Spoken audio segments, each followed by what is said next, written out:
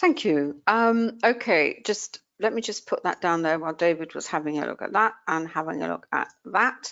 This is the New Zealand, just a couple of, a question.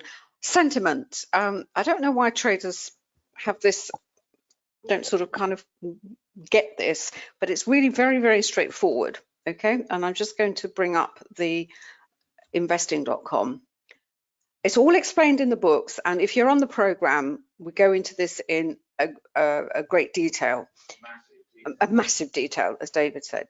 Most traders start off with the perspective of trading this market in one time frame, maybe two time frames, and only applying technical analysis, which is fine. And technical analysis will get you some of the way there. What you have to realize that all the markets, the four capital markets, the forex market, the bond market, the commodity markets, and the equity market, they're all interrelated. They don't spin within their own universe. Markets are all about money flow, and what is money flow is concerned with is risk. Someone who has, if you have money, you're looking to do two things. One of them is to maximize the return on that money. And when the market is in fear mode, as we have seen dramatically over the last few months, you want to protect that money. So what the market is constantly doing, there is the flow of money in and out of risk, if you like. And there are assets which represent risk and along the spectrum of risk. Indices, in other words, stocks and shares are considered to be risky assets in the sense that you put your money in there, you hope you have a return, but they are inherently risky. There is, what is a risk-free asset? Well, some people say bonds are risk-free assets. Government debt is risk-free assets. We won't go into that discussion at the moment, but you just have to accept that in terms of risk, what the market sees is stocks and shares are perceived to be riskier than other assets. When the market sentiment changes, for whatever reason, geopolitical events, this pandemic, think of 100 reasons why sentiment might change. Money will be pulled out of riskier assets and it will move into what is considered to be safe haven, less riskier assets. Gold is a classic one, sometimes silver, the bond market. All this is reflected in the forex market. The forex market is where all this exchange happens. It's like the gateway into all these markets. You then take it one step further, and there are certain currencies which will reflect that risk on or risk off sentiment. The dollar is a safe haven currency. The Japanese yen has a unique place in the forex market in that it can act as both. It can be both a safe haven currency, but it's also used as a funding currency to buy riskier assets. As I said, all this is explained in huge detail for those of you who are on the program. If you're not on the program, I strongly suggest you go and check it out, and we'll show the link to the program later on. How to gauge whether the market is in risk on and risk off? We have a shorthand, and the shorthand is we look at what the indices are doing. So you go over to investing.com and you go onto the front page and you see what the S&P 500 futures is doing. That is the benchmark. The whole financial world uses the S&P 500 futures as its sentiment benchmark. If the S&P futures is going up and going up strongly, we have the NASDAQ going up as well. I haven't got the futures of the Dow on this particular, but you can get it on investing.com. The S&P futures is enough. That's going up. We know the market is prepared to take on more risk appetite. How that translates into the forex market, as I said, you will find the Swiss franc will be sold, the yen will be sold, and it's reflected in those pairs. So you really, really have to get a grip on what is happening in terms of sentiment in the broader market. I also have down here what the VIX is. The VIX is 100% negatively correlated with the S&P 500, the S&P cash market, but we look at the S&P futures. It doesn't really matter. So if the S&P futures is going up, the VIX will be going down. The VIX is the ultimate gauge of fear in the market. So that's why we say we always look at sentiment. What is the yen doing? What is the Swiss franc doing? What is the dollar doing? And that sets the tone. It sets what our expectation is likely to be for the trading session. We look at bonds and bond yields. I don't have bonds and bond yields at the moment. That sort of but for if you're starting out in this market, you know, there'll come a point when you will automatically have on your screen somewhere, you will have what the indices are doing, what the bond yields are doing, what the commodities are doing, and what these individual currencies are doing. But you have to, everybody has to start somewhere. And we always say the simplest way, the quickest way to gauge what sentiment is to look at the S&P 500 and the VIX. David has the VIX on TradingView, because I think TradingView is live, isn't it, David? David has so the TradingView, fantastic platform. You will be able to see it there. So when you look at a trade, when you look at, you know, trading a particular, as a trader, you have to also make the decision, are you just going to look for an opportunity? So you know, you look at your, if you have our indicators, you see what the indicators are telling you, and you say, okay, I think there's a trading opportunity over there, I'll go and explore it further. Or most traders, they develop an understanding and a knowledge of a particular pair or group of pairs, so they stick to, depending on your session as well. We're in London, we're in Europe, so the chances are there will always be a trade in a pair with the British pound in, of course, because it's a local currency to this particular session. If you trade the US session, the chances are maybe something with a Canadian in it, obviously the dollar. And if you're in Asia Pacific, your local currency will be the yen, the New Zealand, and the Aussie, and the chances are you will be focused on those pairs. But there will be opportunities in all the pairs, in all the time frames, but there will be more opportunities in certain pairs depending on the session that we are considering. So I hope that answers that one. I know it's a bit of a long answer, but I hope that really, you know, gets you to understand that this is a multi-dimensional market. It is not one market based on one time frame. Okay, thank you, Johannes. So as I said, just wanted to spend a little bit of time with that because it is a question that we are asked on a regular basis. I have to say, when we first started, it's certainly in forex, the market wasn't viewed in this way. It was certainly not the forex market. You know, nobody looked at bond yields, nobody looked at the S&P 500. Maybe, you know, a few very experienced traders, but the general sort of retail market that was just starting, it was the same. This is your, you know, here it is. This is your chart. Oh, maybe a few you know, indicators. You know, a strategy such as a moving average crossover. I know sometimes people think we're always picking on moving average crossovers, but I assure you we're not. It's just that one that a lot of traders understand and can recognize very easily on a chart, or a MACD. Oh yeah, well that's doing that. And they didn't pay any attention to this interconnectedness of the market. I'm glad that has moved forward, but it does make it makes the market a little bit more complex. And when you're starting, obviously you see this complexity, you think, oh my goodness, it's much too complicated. I can't cope with this. But trust me, you know, you just, as I said last week, how do you eat an elephant? When you eat it a very small piece at a time. Right, now there is one other aspect that I would like to bring to the New Zealand dollar. And it partially explains why we've had such a strong move in the New Zealand dollar, not just on a session by session basis. In fact, if I just bring up the 10-minute chart, which is quite an interesting chart here. Okay.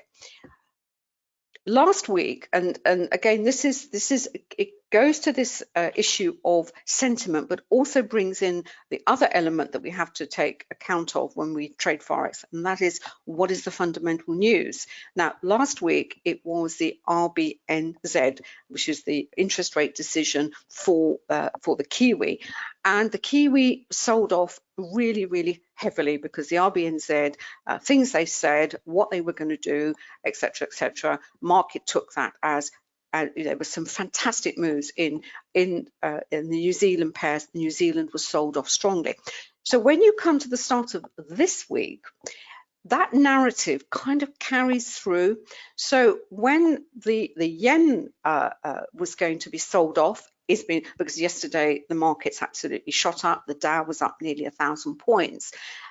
What traders then look for in a pair, they look at where they're likely to get a good move, if you like, in that pair. It makes sense to say, well, okay, New Zealand yen, we know the yen pairs are going to move strongly higher when sentiment is positive. We know that because of the reasons that I've explained. But when, which pair is going to deliver more bang for my buck, if you like? So if we think back, and this is where everything kind of joins up, if you like. Last week, we had the New Zealand's have been sold off, very heavily because of the RBNZ.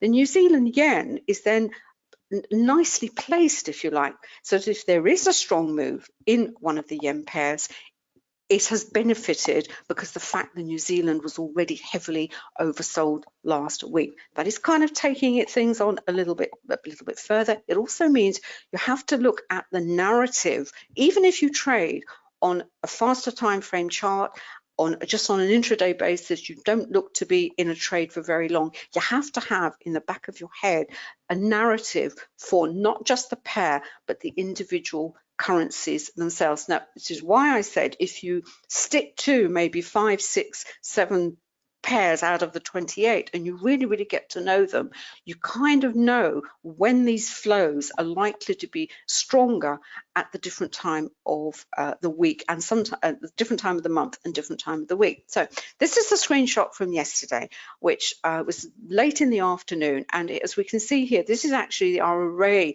indicator. I've only got it on the 15-minute time frame, but what it does, it's like a momentum indicator, and it shows you the ones that have been moving the most strongly. Well, we can see on the CSI on the hourly the extent of the move higher in the New Zealand week, and we can see really, the sell-off, if you like, in the Japanese yen. Then we look at the pairs themselves. On the hourly matrix, we had actually the New Zealand dollar was very slightly stronger than the yen, and we had it against the Swiss. Interestingly, it's been bought against these two sentiment currencies, the yen and the Swiss. But when we go to the array of the yen pairs, we can see here, by the afternoon, the New Zealand was, had been moving up very strongly. The pound yen was down here somewhere. That had been moving stronger than the others in the morning. But by the afternoon, it was the New Zealand yen, followed shortly by the Aussie. And when these lines become solid as they are here, it also tells us that it has been a very strong move. And I think from about 11 o'clock up to the start of the New York session, I think it had moved almost 100 pips. It's all, I've got it all written on my on my forex blog. So what do I have to look here? Where are we? 2, 3, 4, and I don't think I'm going to go far enough on this. Let me just pull this up. Let's go to 30 minutes because 10 minutes is not enough on this one. What we are also doing, or we will be developing for our quantum users of the indicators, and especially if you have the package, is we're going to be looking at some kind of scanner where you'll be able to plug in the indicators, so it will pick up things like, well, is the where is the VPOC on the chart? It's like the sort of scanner that you have on it's a equivalent of a radar screen that you have on TradeStation. It's a bit like the heat map, but for indicators, for the indicators. So you'll see instantly in what time frame you know, is the VPOC at a certain point? Are we coming up to a support and resistance using the indicators that we do? But that's something for later. Right, let's have a look at the 30-minute chart here very, very quickly. And it's about 12 o'clock here. This is yesterday, as we can see here. Now, we can see the New Zealand yen had actually kind of started to move higher, but it had kind of stalled at this support level here, which is at 63.80. Now, yesterday, this a volume point of control was actually down here. Again, this is a dynamic indicator, and what it is, it highlights these congestion phases for us. Now, we know in the morning indices were moving higher, the yen pairs were moving higher, but as I said, it was the pound yen which had offered a decent opportunity. But the New Zealand yen hadn't actually rotated, it hadn't sort of caught up, if you like, and it was moving sideways. But look what happened. It was about 11 o'clock here. Then we had this move higher, as we can see it in the New Zealand yen, and this is the move that I was referring to. It carried on. We had rising prices, rising volume, and then the thing kind of came to a bit of a halt here with the volatility candle. We had the return into the spread. There's a lot of volume under that volatility candle, the return of price action into the spread of the candle.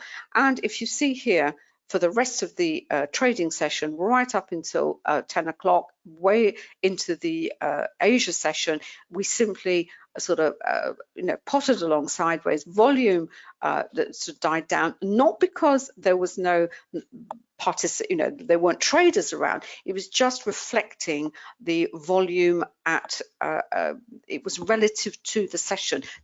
The participation levels in the sessions are not the same. There are a lot more traders in London now, and obviously when New York comes, you have to remember London has 43% of this market. So there's always a volume surge coming into London. Asia Pacific, fewer traders. Doesn't mean there's not price action. There's just fewer traders, and that is obviously reflected here. But there was a massive amount of buying under this candle. It triggered the volatility into the reversed into the price action. Then it moved sideways. The VPOC also provides a very, very strong support.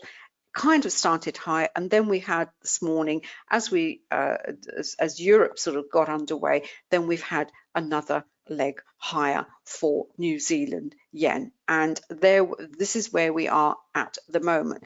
And is there any reason why this should not carry on higher? Well, no, because if sentiment is maintained, then the yen pairs will continue higher, but it may not necessarily be the New Zealand yen. It may be another yen pair. The baton, if you like, is passed to another yen pair. And where we are at the moment in terms of levels, in terms of key levels, let's have a look at the let's have a look. Where's my, let's have a look with, here we are. This is my other chart here where I have our Camarilla levels. People use different ways of determining an important level, either price-based. We use a price-based system, we use a volume-based system, and in the volume-based resistance and support is based on the volume point of control. The price-based is we have developed specific indicators that avoid you having to draw lines on your chart, but we also have our what we call our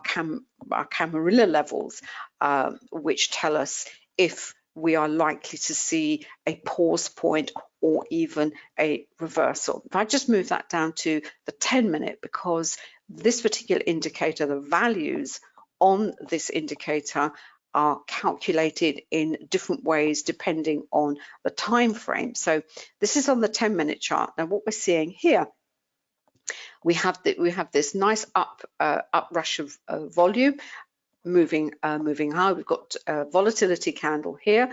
Had a kind of what looked like to be a little up thrust, but really nothing terribly significant.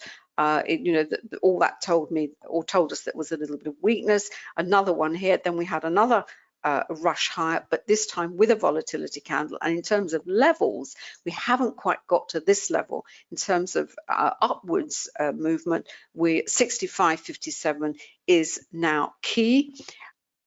what I've put on the bottom here is I've put the two currencies. If I just move that high, on their own. With the CSI, you can take the currencies on and off. So I just want to see what the performance is for the New Zealand yen, and I've actually got, it looks like a looping over and certainly a turn of the New Zealand. It has such a rush higher.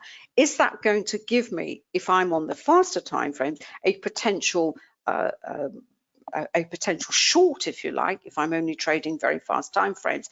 Well, I'm not sure, because it's trading in the spread of the volatility candle, and I'm going to have to see a break either below the volatility candle or above it. But I know the two levels that it is likely to run to. If it's going to go higher, it's not going to get higher than 65.50 before it pauses, and if it's going to go lower, it's certainly going to stop at 65.18. And if you're on the faster time frames, what we've also done is we have then developed a non-time based chart to help us with this decision, and this is the Renko chart. Renko takes away, smooths out all the noise, if you like, of the candles on the time chart. And what we're looking at here is we're looking at potentially a setup for a short, but we have to bear in mind what is sentiment in the market, and we think, you know, how valid is going to be this potential short? And what I'd be waiting for here will be a change of the dot to red,